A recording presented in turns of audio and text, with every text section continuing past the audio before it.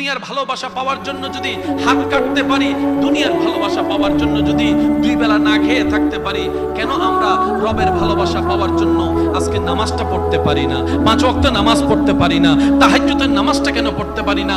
রবের ভালোবাসা পাওয়ার জন্য কেন আমরা সৎ পথে চলতে পারি না? একটু ঠান্ডা মাথায় ভাবলে আপনি দেখবেন আপনার করার ইচ্ছাও আছে, আপনার মন করতেও চায়, কিন্তু মিস্টার শয়তান সেখানে করতে দেয় না। মিস্টার শয়তান সেখানে করতে দেয় না।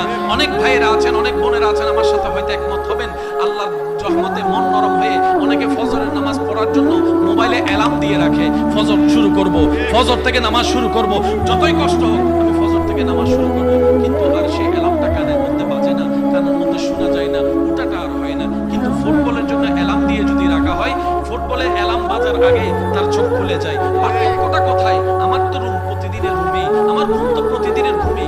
মনে রাখবেন, রবের জন্য যখন আপনি করতে যাবেন, মিস্টার শয়তান সেগুলো সহ্য করতে পারে না, এটা তার গায়ে আগুন জ্বলার মতো হয়। এটাই তো ঈমানি পরীক্ষা। শয়তানে আপনাকে জাহান্নামের দিকে টানবে, আপনি ঈমানি শক্তি দিয়ে রবের দরবারের দিকে যাবেন, ঈমানি শক্তির সাথে রবের দরবারের দিকে যাবেন।